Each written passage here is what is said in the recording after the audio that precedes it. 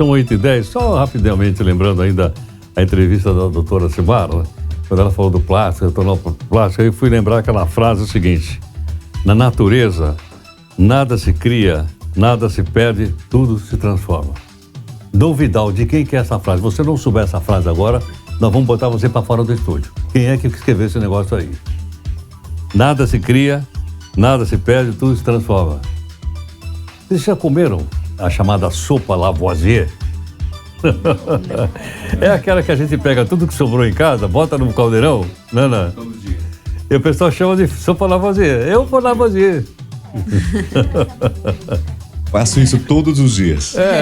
Todo dia. Todo dia. Então, tá vendo? Você pegou a receita do Lavoisier. Eu pego um pouco de cada coisa, vou colocando ali e fica maravilhoso. Pego com um pouquinho de azeite por cima. Aí, pronto. Aí. Já deu a receita. Agora isso aqui virou Ana Maria Braga, pronto. Não é? Estamos concorrendo com a Ana Maria Braga. São 8h11. Bom, já que está falando em comida, então, agora sim nós temos condições de conversar com a doutora Tharissa Petri, que é endocrinologista do Hospital Alemão Oswaldo Cruz. Doutora Tharissa, muito obrigado aqui por atender o Jornal Nova Brasil. Bom dia, Heródoto. É um prazer estar aqui com você novamente e hoje no Dia Mundial da Obesidade. Pois é. Então a gente está vendo aqui, nós somos 8 bilhões de seres humanos pendurados no planeta e 1 a cada 8 está acima do peso, doutora. Isso é gravíssimo, né? A gente já tinha uma projeção de que a obesidade iria aumentar, mas não tão rápido. Nós imaginávamos que chegaríamos nesse índice em 2030 e nós estamos em 2024 para ver o quanto isso é mais acelerado do que a gente imaginava. Agora, doutora Tharissa, é possível então as pessoas estarem acima do peso e assim mesmo mal alimentadas? Com certeza. Então, eu falo, quantidade não é qualidade. Então, em muitos países, principalmente países mais pobres, nós temos uma alimentação que muitas vezes não peca em quantidade, mas peca muito em qualidade, né? Um excesso de carboidrato, um excesso de industrializados, e isso também leva a uma saúde debilitada. Compreendo. Doutor Tharissa, isso passa a ser uma política pública ou não? Eu acredito que sim, uma política pública, mas acima disso, uma responsabilidade de todos nós, né? Então, eu acredito que, por exemplo, as crianças, elas aprendem muito por exemplo. Então, quem tem condições, lógico, de alimentar bem uma criança, não estou falando desses países pobres, né? Tem a obrigação moral, né, de ter em casa uma alimentação mais saudável e praticar atividade física, porque a criança vai aprender por exemplo. Agora, doutor Tharissa, logicamente que isso tudo faz parte também de uma grande engrenagem econômica, de marketing, etc, né, que nos inebria o tempo todo com novos produtos, cada vez mais gostosos, E aí vem alguém aqui dizer, olha, nós foi sexta-feira, os ultraprocessados fazem mal, etc. Eu nem sei o que é ultraprocessado. É aquele que tem muito sódio, muito açúcar, etc.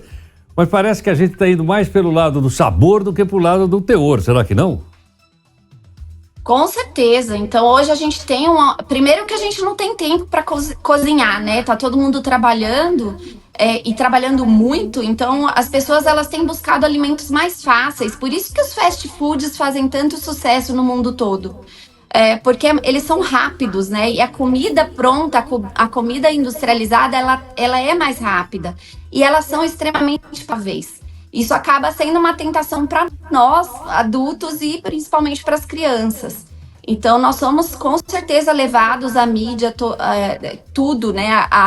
O jeito da comida, a aparência, tudo isso leva a gente a querer se alimentar com esses alimentos que são industrializados, né? E, portanto, ultraprocessados. Compreendo. Quer dizer, mudou também a maneira pela qual a família provém a alimentação dos seus membros, não é verdade? Porque com certeza, ninguém tem condição, tem tempo para ficar em casa cozinhando, dá muito mais trabalho você descascar um alimento, você cozinhar um alimento, do que você abrir um pacote, né? Então, a gente tem que tomar muito cuidado com o que a gente está ensinando para os filhos, para as crianças, porque o que a gente faz em casa é o que eles vão fazer na vida adulta. E uma criança com obesidade tem uma grande, enorme chance de ser um adulto com obesidade. Então, a prevenção ela tem que começar desde cedo e os números em criança, eles são muito mais preocupantes. Para ter uma ideia, de 1990 para 2022, a incidência de obesidade quadruplicou nas crianças. Isso é gravíssimo. Quer dizer, uma vez obeso quando criança, fica mais difícil depois da adolescência e na idade adulta para voltar a ter a perder um pouco desse peso? É muito mais provável que essa criança seja um adulto com obesidade. Muito mais provável. Agora, os adultos sempre são dito, olha, cuidado, diabetes, pressão alta, bababá. Isso parece que não comove muito, né? Isso aí acontece com os outros, não acontece comigo. O problema maior do ser humano é que ele só vai se preocupar quando ele fica doente, né? Então, para ter uma ideia, quando a gente faz diagnóstico de diabetes, o nosso corpo já passou por 7 anos de sofrimento, né? Com obesidade visceral, com inflamação. Então, o nosso pâncreas, ele precisa passar por volta de 7 anos de sofrimento, né? De resistência insulínica, de aumento de gordura visceral e inflamação, para realmente a gente fazer um diagnóstico de diabetes. Então, eu falo que a mudança ela tem que acontecer antes da doença. Eu falo para os meus pacientes que eu gasto saliva, né, explicando para eles o risco, enquanto ainda dá tempo de não diagnosticar essa doença. Porque quando a gente faz diagnóstico, não é que não há mais tempo, mas a gente já tem uma doença já estabelecida e uma lesão de órgãos avançada. Prazer. Gostaria de perguntar se existe alguma relação genética na obesidade. Com certeza. Então, tanto a obesidade quanto o diabetes, né? A obesidade ela é uma doença que tem uma importância, uma carga genética muito grande. Então, já tem muitos estudos mostrando que as pessoas que têm obesidade, elas têm muito mais genes que favorecem a obesidade do que a pessoa mais magra. Por isso que hoje a gente conversa tanto sobre diminuição de preconceito contra a pessoa com obesidade. Então, é uma carga genética importante. A pessoa com obesidade não tem culpa da sua doença. Infelizmente, a obesidade é a doença que as pessoas colocam mais estigma, né? Então, geralmente, a pessoa com obesidade ela é vista como uma pessoa preguiçosa, que come mal, a culpa é dela. E a gente sabe que essa carga genética é importante, junto com outros fatores sociais, psicológicos, culturais até, favorecem o aumento de peso dessa pessoa. Então, o recado mais importante que eu dou é: vamos enxergar a obesidade como doença, e é uma doença crônica, e por isso a necessidade de tratamento dessa pessoa, e não colocar na mão dela apenas com mudança de estilo de vida que ela perca peso, porque não é fácil. Doutora Teresa, me lembrou também das pessoas, da palavra gordo, né? Qual é que era o programa do Jô? Vivo Gordo. Vivo Gordo, eu acho. Vivo Gordo. E quando ele abria muitas vezes o programa dele à noite, né? Beijo do gordo. Ele assumia publicamente e falava: eu sou gordo e eu gordo. E não era ofensivo, imagino. Mas acho que hoje as pessoas usam mesmo essa expressão. Eu acredito que usam menos, mas eu acho que não é nem esse tom de brincadeira, né? Que a pessoa mesmo com obesidade às vezes brinca. Eu acho que nem é esse o problema. Eu acho que o grande problema é aquela carga de culpa que a gente coloca nas pessoas. Então, uma coisa é a gente brincar, né? A gente brinca com todas as características aí, mas é claro que hoje tá mais complicado, a gente não pode falar.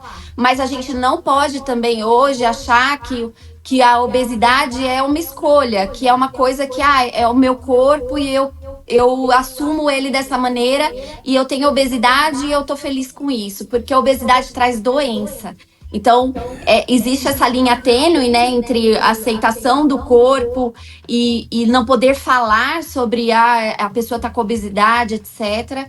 Mas hoje a gente tem sim que conversar sobre o assunto, porque é uma doença que causa outras doenças e aumento de mortalidade. Então, um pouco de cuidado com essas questões, né? Tá certo, teremos sim. Ainda mais orientado pela doutora Tharissa Petri. Muito obrigado, doutora. Obrigada a vocês, foi um prazer enorme estar aqui. Doutora Thalissa Petri, que é do Hospital Alemão Oswaldo Cruz, conversando conosco.